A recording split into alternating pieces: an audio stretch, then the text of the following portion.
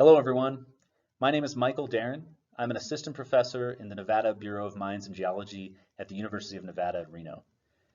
On behalf of my co-author, Joe Wilson, I'm going to talk to you today about Touch GIS, a robust mobile GIS platform for digital geologic mapping, field data collection, and visualization.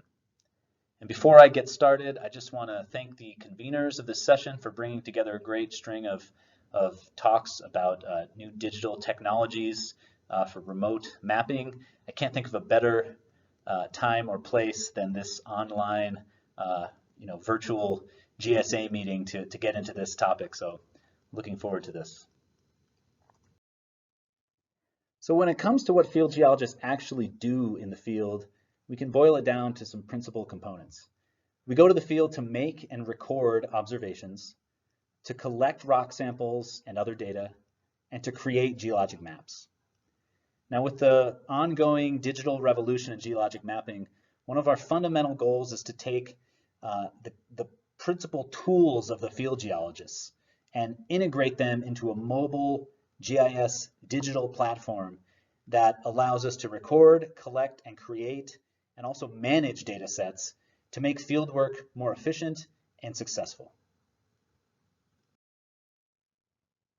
So Touch GIS is a powerful new mobile GIS platform built for offline field data collection and visualization. It was released in November of 2019 by the same developers who introduced GIS Kit and GIS Pro, and it runs on iOS devices. Touch GIS was built for rapid field data collection and efficient digital geologic mapping, and it integrates a suite of digital tools and allows you to manage multiple projects at once. So after launching a project in Touch GIS, you're presented with the map interface. So at the top right here is the GPS data readout, and this is where you can click this icon to zoom to your current location, or you can manually search or enter a coordinate to zoom to any particular spot on Earth. At the bottom right are a number of quick launch tools, and these include an attitude tool for measuring strike and dip data, measuring distances and areas, or switching between different base maps and overlays. Now, the most important button on the map interface is this big blue plus sign.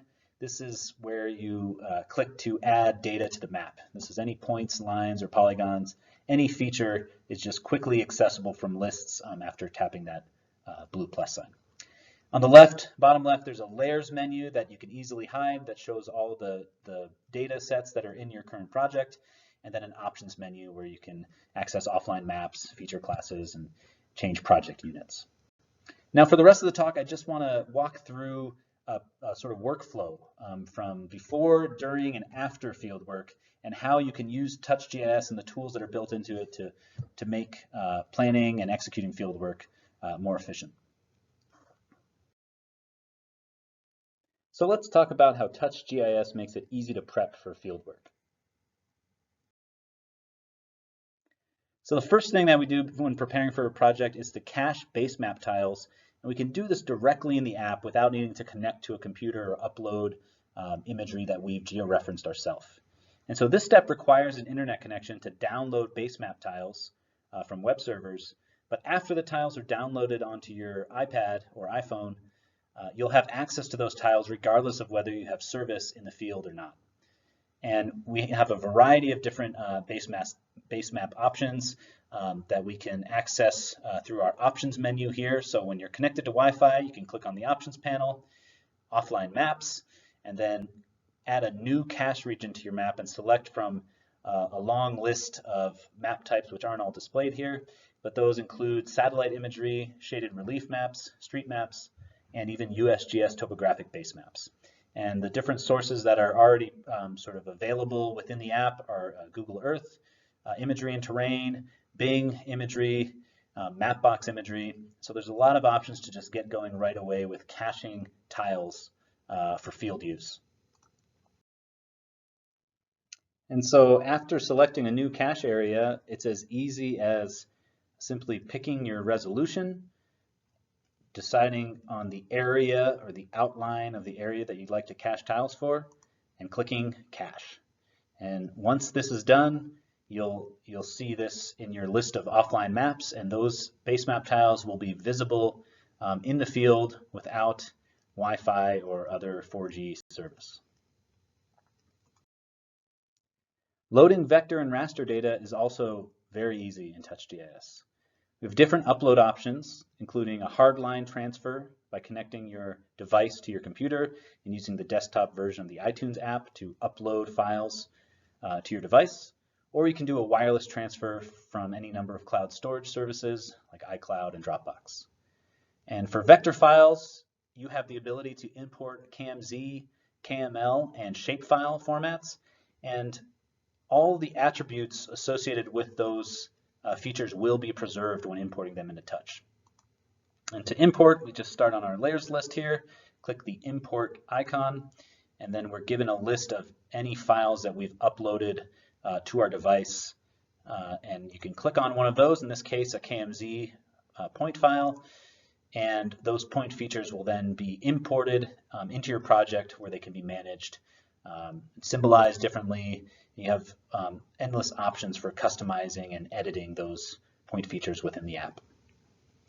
We can also add raster files to TouchGIS, and so this geologic map here is a 62,000 scale geologic map that you can import as either GeoTIFF or KMZ file. And after importing these, you can zoom in and notice that the resolution, even for large maps, is preserved, and this is because the rasters are broken down into tiles depending on their size, and this avoids crashing or issues due to instability that may arise from large file sizes. And so it's great that the raster function for import involves breaking them into smaller tiles so you can really see the details of these geologic maps. You also have the ability to turn on transparency for any imported map layer.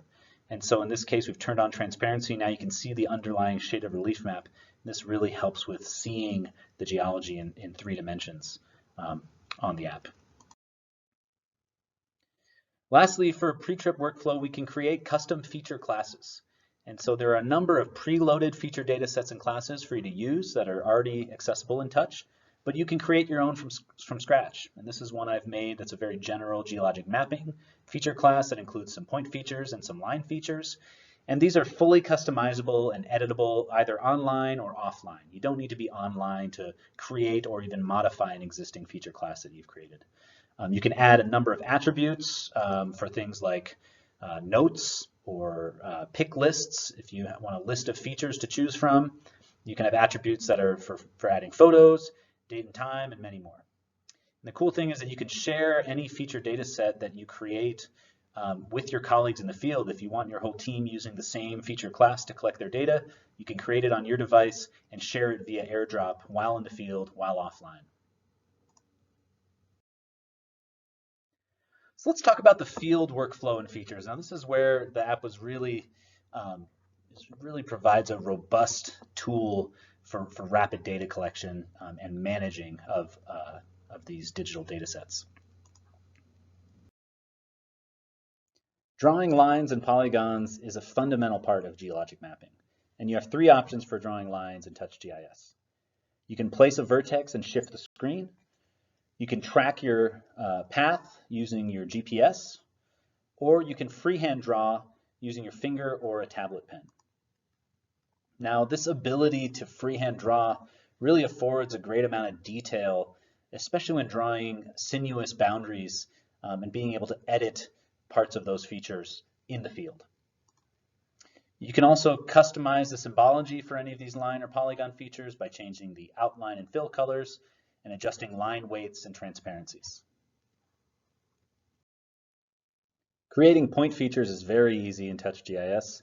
You can do this by clicking the blue plus sign at the bottom right of the map window and selecting the point feature that you want to add from the list at the right. And after selecting this, in this case the sample feature, you're presented with a crosshair in the center of the screen that allows you to either manually choose the location on the screen where the crosshair is located, or you can zoom to your current location and place it where you're standing, or enter a specific coordinate. And so after deciding where you want to place it, you hit place point. And now we have our sample here, and at this point we can add any number of attributes, notes, unit designations, photos, anything we really want to add to those features. You can also annotate photos. So I'm going to click on this photo, and it's going to create a copy that I can draw on to annotate it to remind myself what I was looking at in case I didn't realize later on what I was taking a photo of. You also have the ability to add sketches. So if I hit this plus icon for this feature, I can store a sketch at this point also. So I can illustrate kind of my hypothesis for what's going on in the area. And this is where the tablet really becomes a tool that helps take the place of the field notebook in terms of allowing you to draw sketches and tie them to specific locations in the field. Another great tool that was just developed months ago by the Touch team is the attitude tool. And so this allows you to directly measure, record, and plot attitudes using the built-in digital compass clinometer. And so if we click the attitude tool button at the bottom right, we can launch the tool. And this is a lot like Field Move Clino or the StereoNet app, where you can lay the iPad on the rock and tap the center of the screen to freeze the recording, and then add this point feature to the map. You can see we've added this feature after measuring it, and it places it right on the map and rotates the symbol according to its strike, labeling it by the dip. And these strike and dip symbols are preloaded into Touch. There are several different symbols and more coming. And if you don't want to just measure with the attitude tool, you could just drop a point for strike and dip and edit the values manually if you want to measure it with a Brunton compass or record someone else's measurement at that location. As I mentioned earlier, you can also create, manage, and modify your own custom feature classes in the field, and you can share individual features or entire feature data sets. So if you want to share, for example, a fault line that you drew in an area, you can highlight that fault, click the share button, select the KMZ or any option, and choose to share it via AirDrop. And anyone standing near you with their iPad and AirDrop turned on can receive that file and load it right into TouchGIS and add it to any of their layers that they have in their project. So now let's wrap up with sort of the post-field work, data export and integration options. For when the field work is done, the work is really just beginning in terms of synthesizing all that data into a report or map. Now, TouchGIS supports multiple different formats for exporting vector data and integrating with desktop GIS platforms. And so if you want to export either individual features, entire feature data sets, or your entire project, you can do that from the layers list by clicking share and then choosing your export format. And so among the formats are KMZ, GPX, CSV, shapefiles, and others. And the lossless TouchGIS project format is great for backups and for sharing whole projects with colleagues. And just like with our import options, you have two options for export. You can either plug in your device to your computer and export to iTunes, or you can export to Dropbox or any other cloud-based service to save your data and back it up whenever you're connected to Wi-Fi. And so TouchGIS is always being updated, and there are some exciting geoscientific enhancements coming soon, including new symbology for geologic line types like faults and fold axes. The attitude tool will be expanded to allow measuring lineations, and different import and export options will be added, including expanding raster import to include GeoPDF. Now, as for product licensing, great news if you're a member of the USGS or another federal agency. You have free access to TouchGIS due to a recent contract partnership between TouchGIS and the federal government, so inquire about that. If not, then there is some special pricing for academic licenses at half the cost to the general public. And so these academic licenses run $149 a year per license, but there are some special pricing options available for group licensing for educational institutions, private sector businesses, and more. So for more information, you can visit TouchGIS online or contact Joe Wilson directly to get info about the product itself or licensing options. And I'm happy to take any questions if there's time.